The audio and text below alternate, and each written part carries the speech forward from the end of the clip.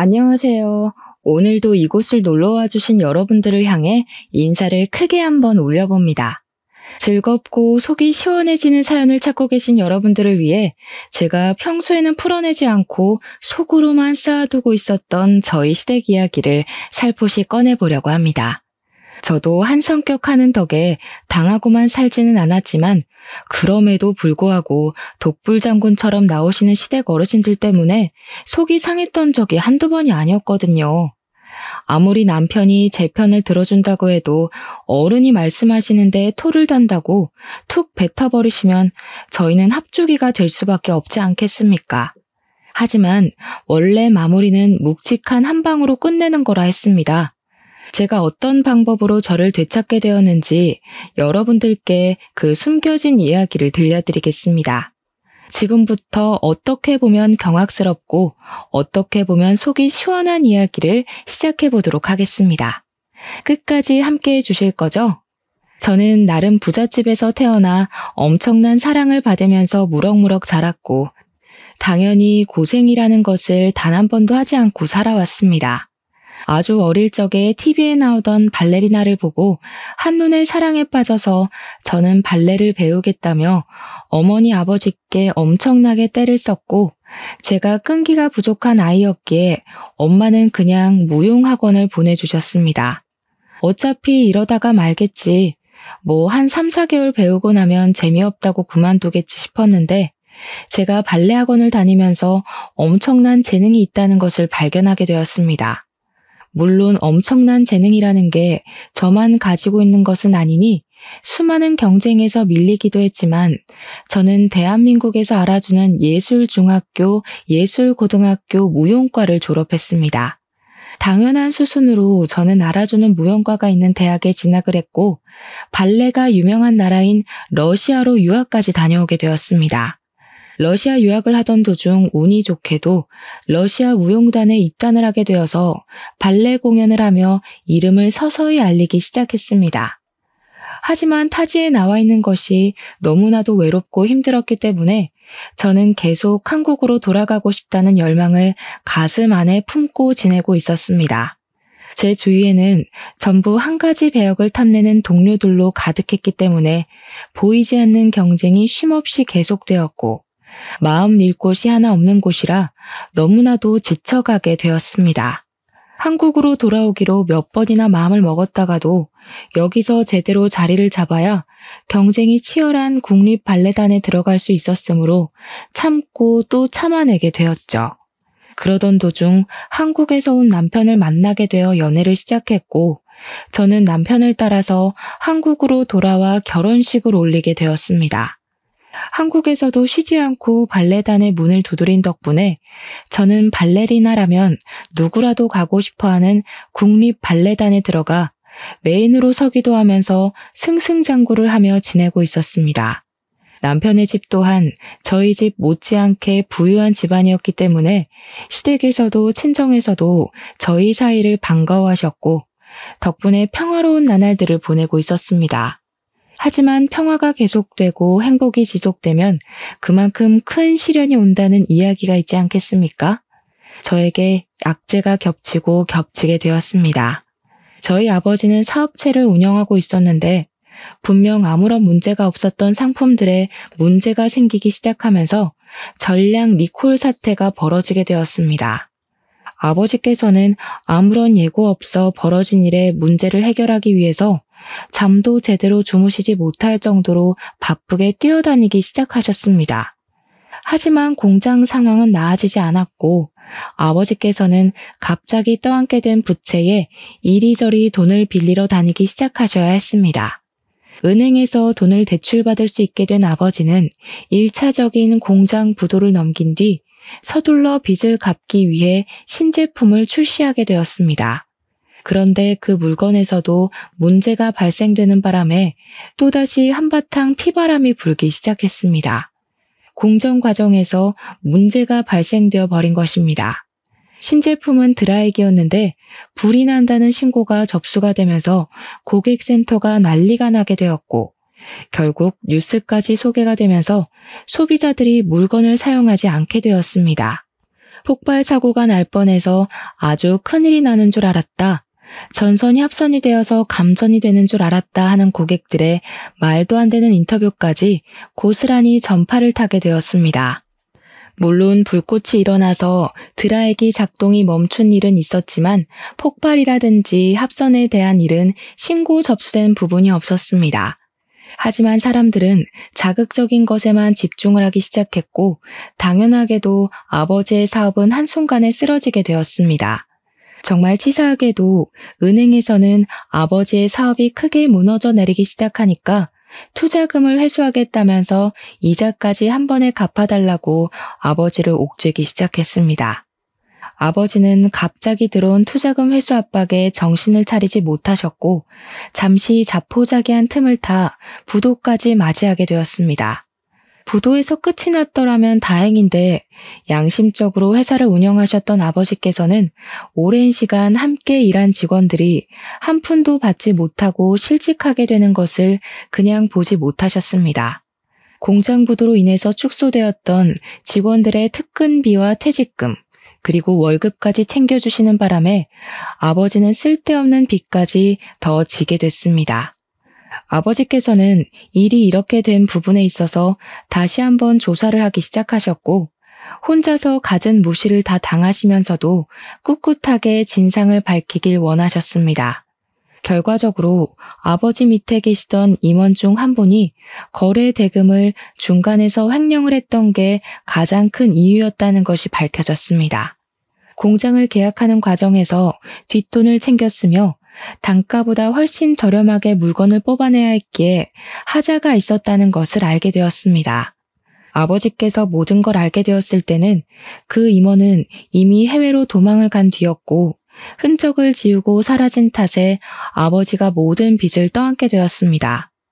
정원에 딸려 있어서 봄이 되면 꽃이 피고 여름이 되면 열매가 맺히고 가을에는 단풍이 지던 저희 집은 한순간에 낡아빠진 빌라로 변해버리게 되었습니다. 한평생을 전업주부로 사셨던 어머니께서는 바뀌어버린 환경에 적응을 하시느라 꽤 고생을 하셨습니다. 그 빌라조차도 사실은 저와 남편이 갑자기 벌어진 일에 놀라서 급하게 얻어들인 빌라였습니다. 빚쟁이들은 어떻게 알았는지 제 계좌까지 정지를 걸겠다면서 협박을 하기 시작했고 저에게 돈을 갚으라고 난리를 피우기 시작했습니다. 저는 그 스트레스로 인해 잠도 제대로 자지 못했습니다. 이 모든 일이 결혼 후 1년 만에 생긴 일이라 저는 귀한 우리 며느리에게 눈에 가시인 며느리로 전략하고 말았습니다.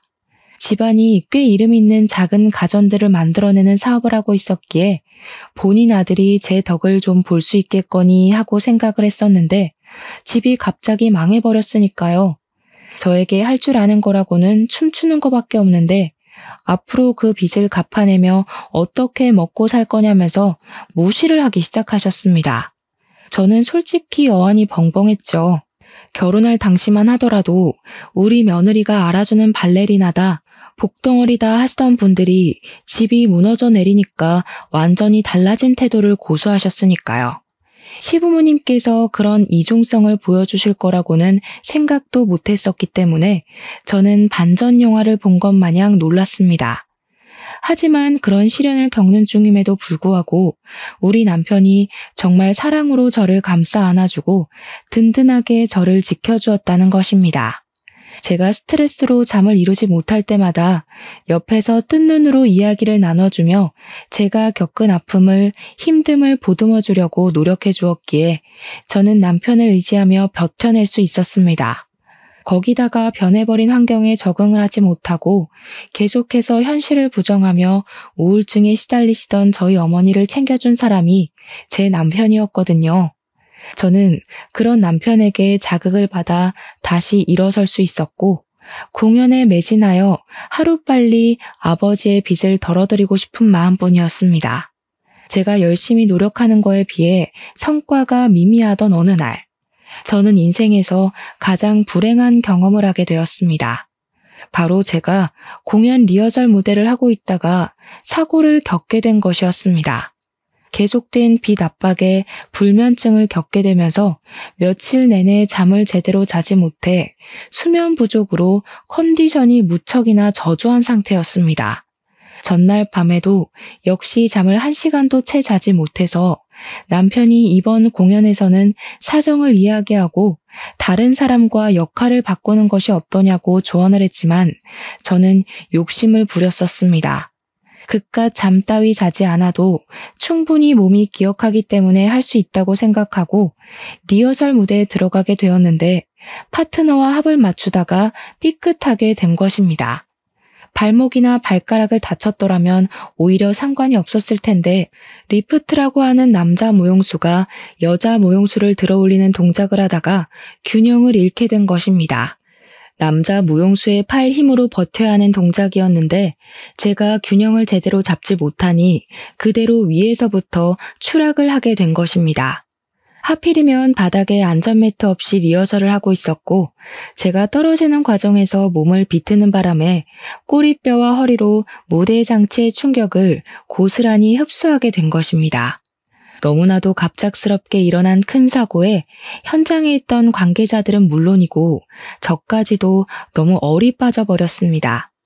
안전장치만 있었어도 이렇게 크게 다칠 일은 아니었는데 본 공연처럼 이루어지는 리허설이었기 때문에 저는 그대로 일어나지 못하고 들것에 실려 대학병원으로 이송되었습니다.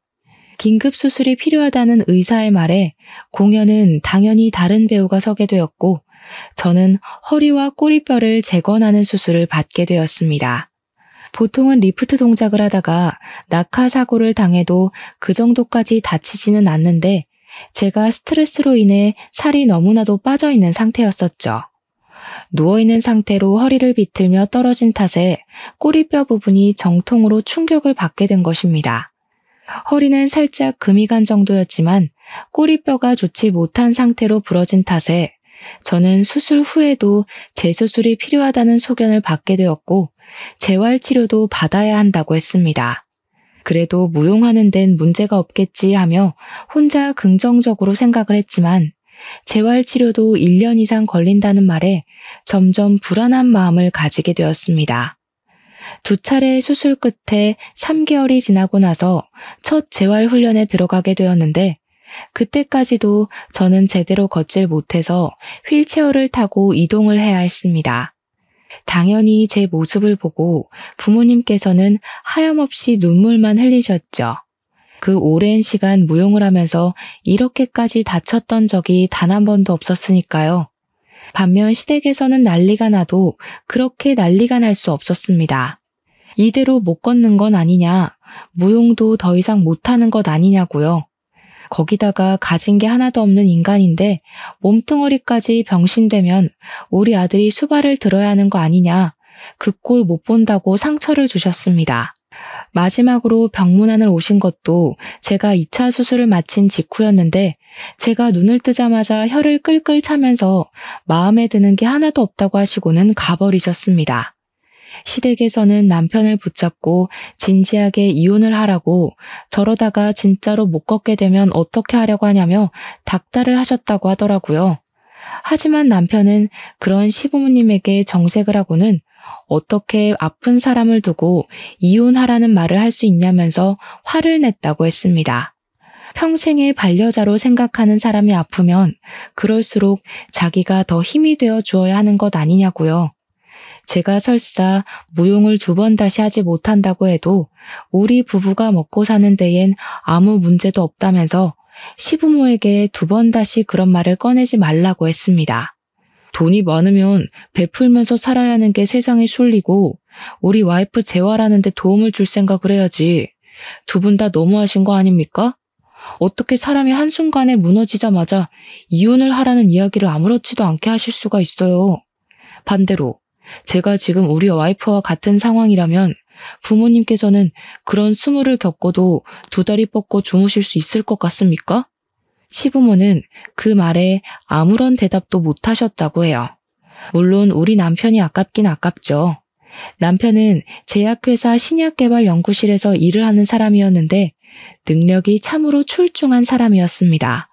저랑 러시아에서 만나게 되었을 시점에도 러시아에 있는 제약회사 연구실에 1년간 파견 근무를 왔다가 우연히 저를 만나게 되어 연애를 시작한 것이었습니다. 우리 남편은 연봉도 꽤 높은 사람이었고 사실 제가 일을 하지 못한다고 해서 먹고 사는 것에 큰 지장이 생길 만한 상황 자체는 아니었습니다. 하지만 제가 남편에게 우리 부모님의 빚을 같이 갚아달라고 할 마음은 전혀 없었기 때문에 어떻게 해서든 제 힘으로 헤쳐나가고자 아등바등했던 것입니다. 제 월급의 전부를 저희 친정에다가 드리고 있었기 때문에 제가 일을 하지 못한다면 친정 부모님께서 많이 힘들어하실 것 같았거든요. 시댁에서는 제가 월급을 전부 친정에 가져다 준다는 것을 모르고 있었지만 어느 정도는 보내고 있다고 예상은 하셨을 겁니다. 그러니 남편이 혼자 돈을 벌게 되면 남편의 돈이 저희 집으로 흘러간다고 생각을 하셨을 테고요. 귀하게 공부만 시켜서 능력을 인정받고 있는 아들이 망해버린 처가 때문에 짐을 짊어져야 한다고 생각하실 테니 제가 당연히 눈엣 가시로 보였겠죠. 저는 재활에 악착같이 힘을 쓰면서 남들보다 2배, 3배로 더 열심히 훈련을 하기 시작했습니다. 하지만 걸을 때 느껴지는 통증이 너무나도 심했고 의사 선생님 또한 저에게 꾸준히 재활을 하다 보면 통증이 어느 순간 무뎌지는 날이 오게 하겠지만 영구적으로 사라질 통증은 아니라고 하셨어요. 그리고 앞으로 무용으로 활동은 하지 못할 것이라고 쐐기를 박아버리시더라고요. 저는 의사 선생님의 단호한 말이 믿어지지가 않아서 왜 앞으로 무용 활동을 할 수 없느냐고 다시 한번 물어보았습니다. 이미 나이가 있으셔서 몸이 많이 굳었을 테고 재활하는 동안 무리한 스트레칭을 하시면 조직이 손상될 수 있기 때문에 절대로 하셔서는 안 됩니다. 스트레칭을 전혀 하지 못하는 상태로 재활을 마치게 된다면 당연히 제 몸은 빳빳하게 굳어버릴 테죠. 저는 이 사고로 인해서 더 이상 무용을 하지 못한다는 사망 선고를 받게 된 것이나 마찬가지였습니다. 동작을 하는데 무리가 가지 않을 정도의 수준이 온다 하더라도 그것은 일부 동작이나 연습 정도의 수준이지 무대에 올라갈 만큼의 실력을 다시 되찾긴 어려울 것이라는 뜻이었습니다. 하루라도 연습을 하지 않으면 몸이 적응을 못하고 굳어지는 게 느껴지는데 1년을 넘는 시간 동안 연습은커녕 스트레칭도 할 수 없다고 하니까요. 저는 의사 선생님 앞에서 눈물을 펑펑 쏟아냈지만 현실적으로 불가능한 일이라는데 제가 받아들여야지 어떻게 하겠습니까? 남편은 옆에 서서 같이 울면서 저를 위로해 주었지만 자신의 분야에서 승승장구하고 있는 남편에게 질투가 나기도 하고 위로가 귀에 담기지 않았습니다. 거기다가 우리 남편이 저에게 프로포즈할 때 제가 점프를 뛸 때마다 나비 한 마리를 보는 기분이라고 너무 멋있다고 하면서 프로포즈를 했었거든요. 이제 더 이상 나비처럼 뛸 수 없는 몸이 되었으니 남편의 마음이 변하진 않을까 생각하게 되면서 점점 불안증은 커지기 시작했습니다. 제가 불안해한다는 걸 남편도 느낀 것인지 그 뒤로 매일같이 저에게 어떤 모습을 하고 있던 저를 사랑할 거라고 믿음을 주었습니다. 제가 지쳐서 포기를 하고 싶다고 할 때에도 역시 저는 할 수 있는 사람이라고 용기를 주었고요. 저는 불안했던 마음이 점차 열리고 옅어지면서 남편의 말을 완벽하게 신뢰하게 되었고 결과적으로 저희 2사람의 사이는 돈독해지게 되었습니다. 저는 1년 2개월이라는 시간을 오로지 재활에만 쏟아부었어요. 33살의 나이에 다시 무용이 하고 싶다는 열망을 감추지 못하고 오디션을 보러 가게 되었습니다. 사고 이후 처음으로 보는 오디션이었기에 가슴이 너무 떨려서 잠도 제대로 자지 못했고 그런 저를 남편이 옆에서 지켜보겠다고 응원을 해주었습니다. 오디션장에서 음악에 맞춰 동작을 하는데 살아 숨쉬는 느낌이 들었지만 제 몸이 제 마음처럼 따라주지 않는다는 것 또한 느끼게 되었습니다. 당연히 떨어지겠구나 하는 생각을 하면서도 오기가 생겨서 한 곡을 모두 마치게 되었지만 결과는 역시 예상한 대로 탈락이었습니다. 30대 중반으로 가고 있는 저와 20대 초중반의 젊은 친구들의 차이가 어마어마했고요. 제 실력 자체가 예전과 비교했을 때 정말 형편없는 수준이었거든요. 저는 오디션을 보고 왔다는 것 자체로도 동기부여가 되어서 세상을 향해 한 발짝 내딛는 것 같은 기분이 들었습니다. 하지만 시댁에서는 저에게 허튼 짓을 하지 말라고 지금이라도 공부를 해서 공무원이라도 해보라고 압박을 주기 시작했습니다. 공무원이라는 게 말처럼 쉽게 할 수 있는 일이 아니지 않겠습니까? 애들 장난을 하는 것도 아니고 말만 뱉으면 다 되는 건 아니지 않습니까? 당연히 저는 시댁에 거절의 의사를 밝혔는데 시모가 저에게 큰 소리를 치시더라고요.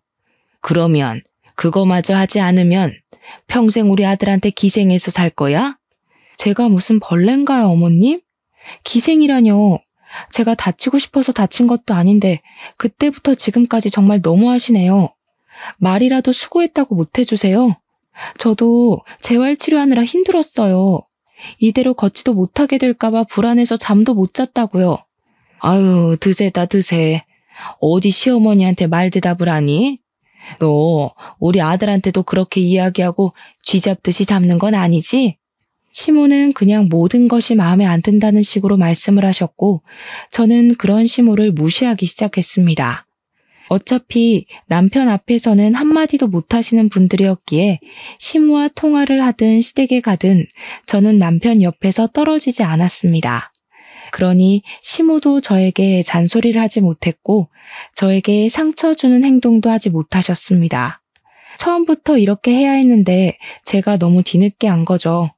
사실 저희 남편에게는 형이 하나 여동생이 하나 있는데요. 아주버님은 정말 무뚝뚝하고 자기 일 이외에는 신경을 쓰지 않는 사람이라 가족들에게까지 관심을 두고 계시는 분들이 아니었습니다. 시부모님께서 저에게 잔소리를 하고 화를 내셔도 아주버님은 들리지도 않는 건지 세상 무심하게 자기 할 일만 하시는 분이었는데 신우는 차원이 다른 사람이었습니다. 얼마나 여우 같은 사람이었냐면 제가 발레리나로 인터뷰도 하고 주인공도 맡을 시절에는 콩고물을 얻어먹을 게 없나 싶어서 저에게 알랑방귀를 끼면서 들러붙었었거든요. 제 공연에 부르지도 않았는데 비싼 티켓 값을 내고 찾아와서는 꽃다발을 주겠다며 대기실에 들어와 괜찮은 사람 있나 없나 주변을 살피는 그런 사람이었습니다. 그러다가 마음에 드는 사람이라도 발견하면 동료 무용수들을 소개해달라고 하면서 아양은 다 떨고 저에게 친한 척을 다 했습니다. 그러다 제가 사고로 인해서 무용단은커녕 집에서 우울하게 지내고 있으니까 아무짝에도 쓸모가 없다며 시모와 함께 무시를 하기 시작하더군요. 언니, 근데 무용하다 보면 막 신체도 서로 부딪히고 딴 마음도 먹게 되고 그러지 않나? 그거 바람 아냐? 언니 솔직하게 말해봐. 같이 작품하다가 정분난 남자 무용수들도 있지? 결혼한 이후에도 있는 거 아니야? 어머머. 신우, 무식해 보이니까 어디 가서 그런 소리 절대 하지 마세요. 아셨죠? 신우 논리대로라면 세상 모든 무용수들은 죄다 가정 파탄이나 내는 사람이게요. 신체가 접촉하는 건 최소한의 부위인 거고 그것도 전부 무용 동작일 뿐인데 그런 아름다운 춤을 보고 불순한 생각만 하신 거예요? 신우는 문화생활을 즐기면 안 되겠다. 혹시 영화나 드라마 보고도 주인공들끼리 무조건 사귄다, 바람이다 생각하시는 건 아니죠? 그러면 너무 무식한 건데. 뭐요? 무식? 언니 지금 저한테 무식이라고 했어요? 그렇잖아요. 누가 일적으로 만난 사이끼리 그런 생각을 해요. 신우는 회사 다니면서 회사 과장님, 부장님이랑 회의하면 바람 피우는 것 같아요? 와, 그 정도면 진짜 망상증이다. 신우 제가 다니는 병원이 정신과가 유명하다고 하던데 같이 한번 가볼래요?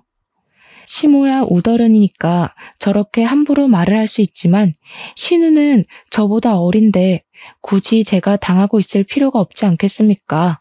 제가 워낙 말빨도 좋고 그동안 시모에게 당했던 일들을 언젠간 터뜨리려고 꾹꾹 눌러놓고 있었는데 신우가 먼저 와서 살살 긁어주니 저야 스트레스 풀고 좋은 기회였죠.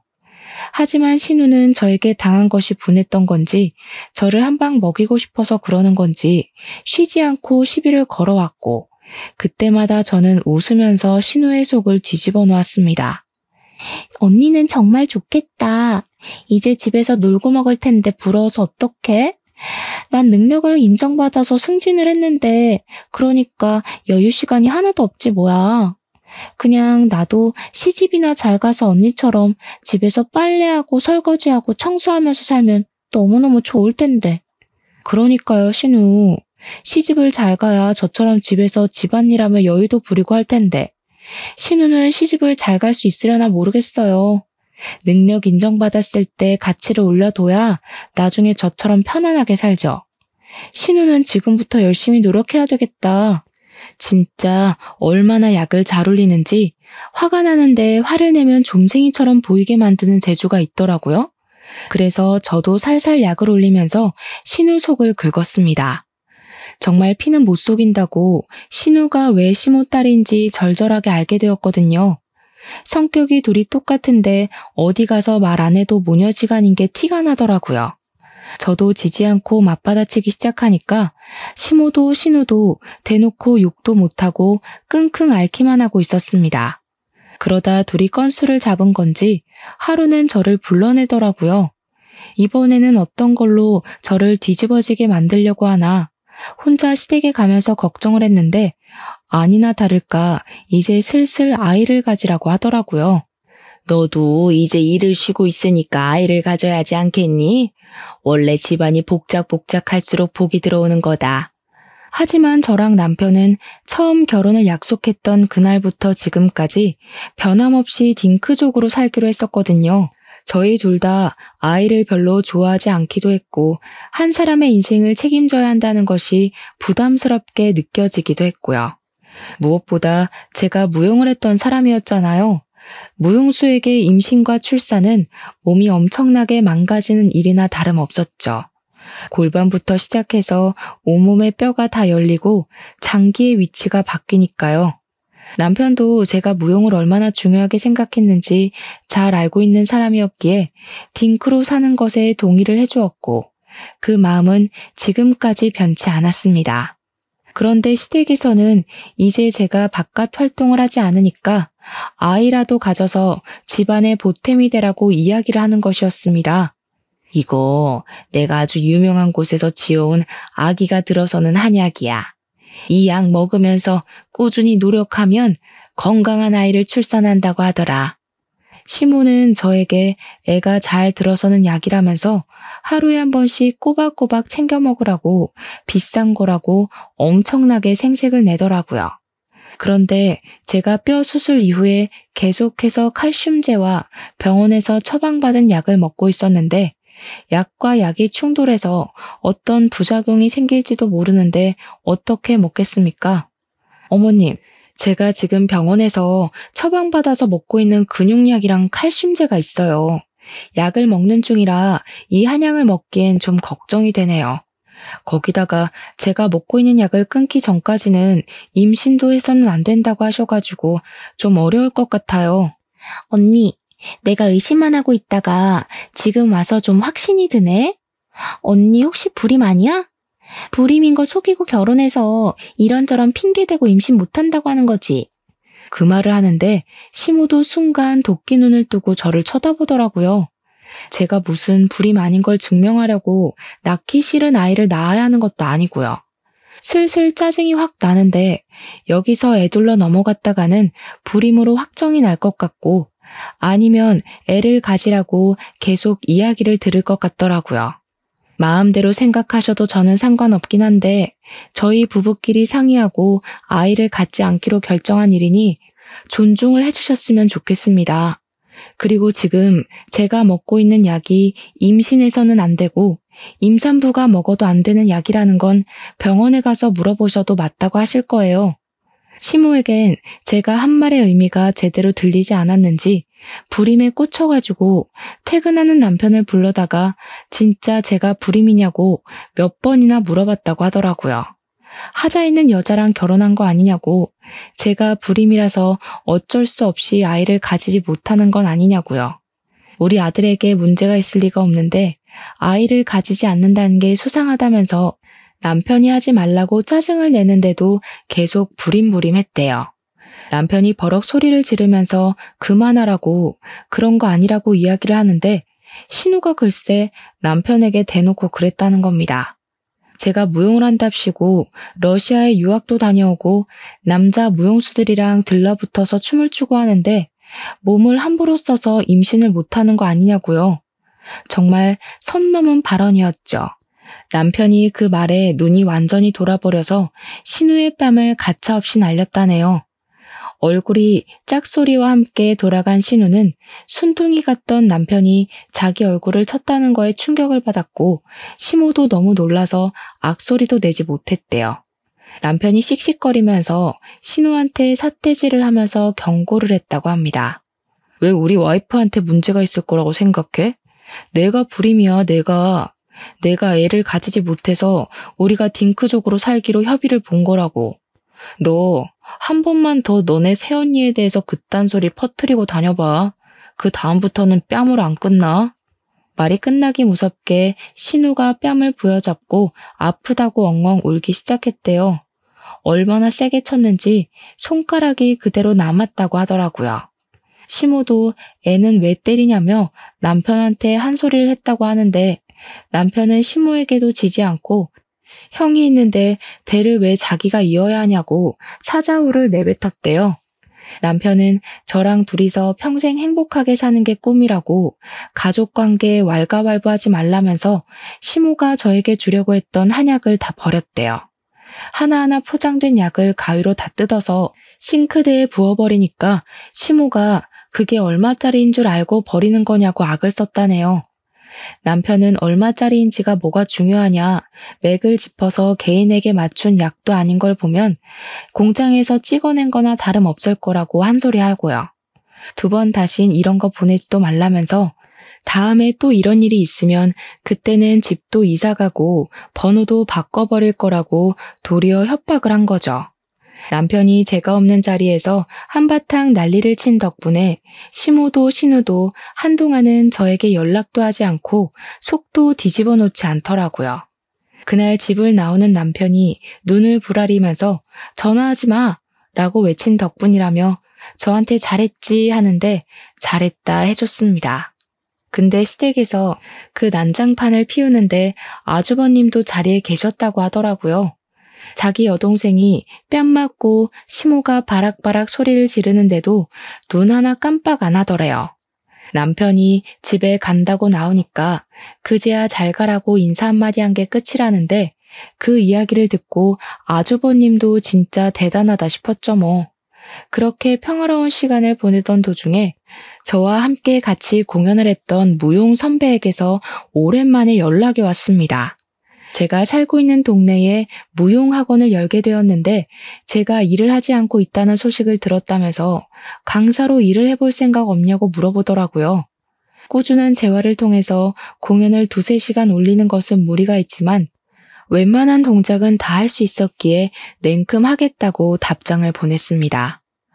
무용과는 더 이상 인연이 닿지 않을 거라 생각했는데 다시 할 수 있다고 생각을 하니 가슴이 무척이나 두근거렸습니다. 거기다가 부모님의 빚을 갚는 것에 도움을 드릴 수 있다고 생각하니 기뻤고요. 제가 다시 일을 시작했다는 소식이 시댁에도 들어간 건지 시모가 볼멘 소리로 우리 아들 밥은 누가 챙기냐 하는 소리를 듣긴 했어요. 물론 무시했습니다. 시모의 말 한마디 한마디에 반응을 해주면 오히려 더 발작하시며 달려드시더라고요. 수술해서 요양하는 동안 집에 붙어 있으면서 집안일을 좀 하는 것 같길래 한시름 덜었더니 또 일을 하겠다고? 그거 얼마나 번다고. 우리 아들 밥 차려주는 게 더 중요하지. 우리 아들이 돈도 잘 버는데 굳이 일을 하겠다는 이유가 뭐야? 너 설마 사돈댁에 돈 갖다 바치니? 우리 아들이 벌어온 돈도 사돈댁 빚 갚는 데 쓰고 있는 건 아니지? 제가 그냥 한 귀로 듣고 한 귀로 흘리면서 네 아니요로만 일관을 하니까 시모가 엄청나게 답답했었나 봅니다. 고부간의 갈등은 저희 둘에게서 끝이 났어야 했는데 저희 부모님께 전화를 해서 시모가 엄청나게 답답했었나 봅니다. 고부간의 갈등은 저희 둘에게서 끝이 났어야 했는데 글쎄 저희 부모님께 전화를 해서 시모가 이 정신나간 소리를 한 게 아니겠습니까? 사돈댁이 망한 것도 속상해 죽겠는데 우리 아들 돈으로 빚 갚는 데 보태고 있냐고 말입니다.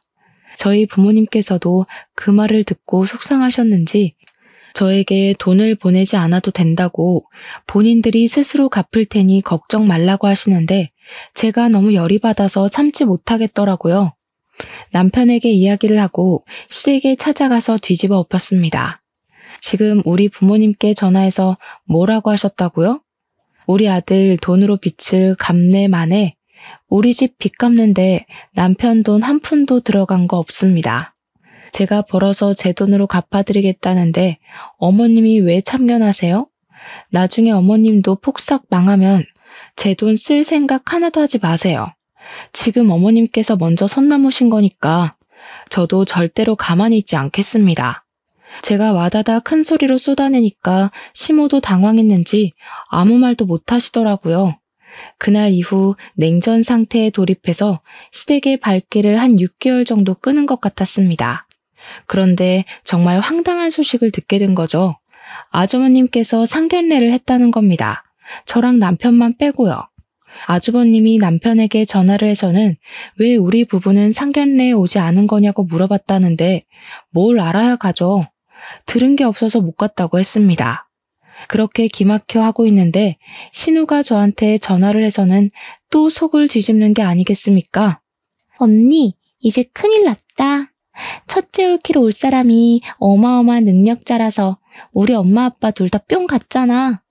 나이가 40이 좀 넘은 게 흠이긴 한데 논문이며 연구 실적이며 국내 탑을 찍고 있는 사람이라네. 엄청난 과학자래. 대학 교수도 하고 있고. 우리 엄마 완전 신나서 동네방네 자랑하고 다녀. 뉴스에도 나오고 신문에도 나온다고. 작은 오빠도 알고 있던데. 유명한 사람이라고. 그게 왜 저한테 큰일 날 일이죠? 우리 엄마랑 죽도 잘 맞더라고. 언닌 이제 첫째 올케 눈치까지 보면서 지내야 할걸? 알고 보니 아주버님이랑 형님 사이를 주선한 게 신우더라고요.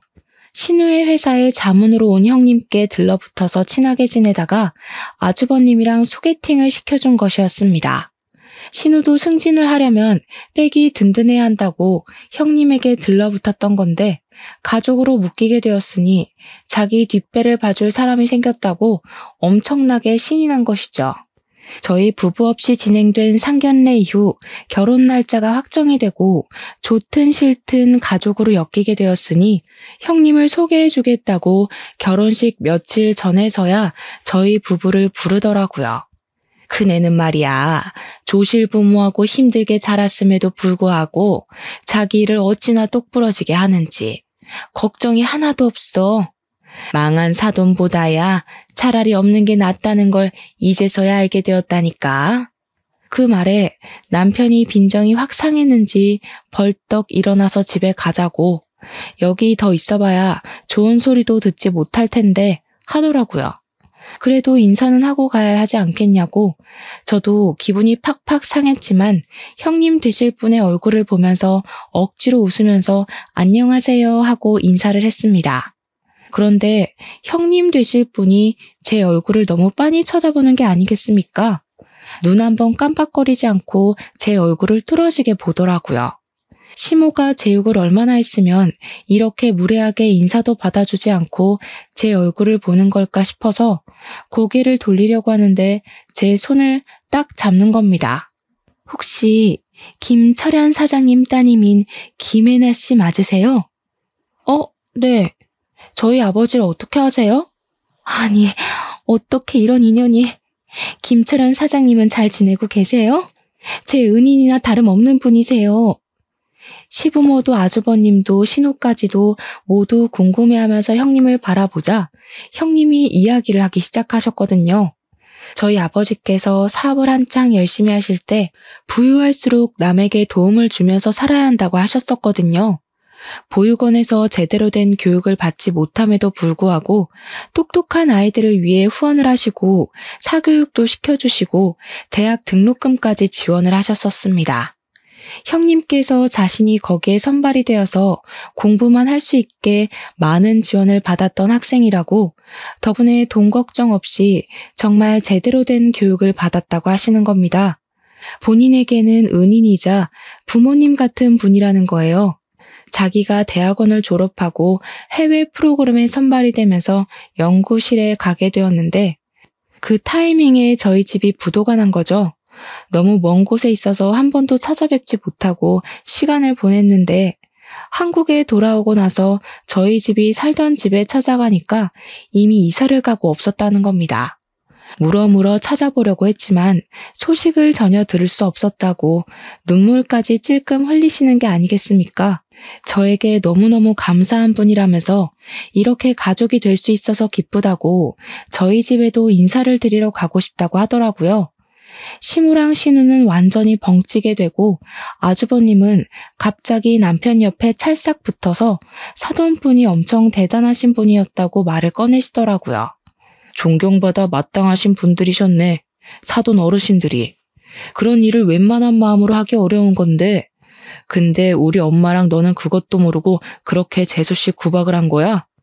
아주버님의 예상치 못한 말에 시무랑 신우는 둘 다 흠칫 놀라더라고요. 형님 되실 분이 눈을 살짝 뾰족하게 뜨면서 제가 어디 가서 구박받을 만한 사람은 아닌데 하시며 제 편을 들어주셨고요. 신우가 형님의 뒷배가 필요하다고 하지 않았겠습니까? 자기가 언제 저를 구박한 적이 있냐고 오해라고 하더라고요. 저 둘째 올케랑 사이 엄청 좋은데 제가 구박을 하긴 뭘 하겠어요. 제가 손아래 사람인데 언니랑 저랑 되게 친해요. 친해? 웃기고 앉아있네. 너 내 와이프한테 불임 운운하면서 난리쳤던 기억은 아주 안드로메다로 보내버렸나 보다? 그 말에 형님이 기겁을 하시면서 어떻게 그런 말을 할 수가 있냐고 하셨습니다. 진짜 불임이면 어떻게 하려고 상처가 될 말을 아무렇지 않게 할 수 있냐면서 신우에게 무서운 사람이라고 하더라고요. 티가 나게 한 발짝 뒤로 물러서는 형님을 보면서 저도 속으로 고소함을 느끼고 있었죠. 저에게 나중에 따로 이야기를 할 시간이 있었으면 좋겠고 저희 부모님께 꼭 한번 감사 인사를 전하고 싶다고 하셨습니다. 그렇게 며칠 뒤에 형님과 아주버님은 결혼식을 올리게 되었고 저희 부모님께서 결혼식을 보러 오시면서 인사를 나누게 되었습니다.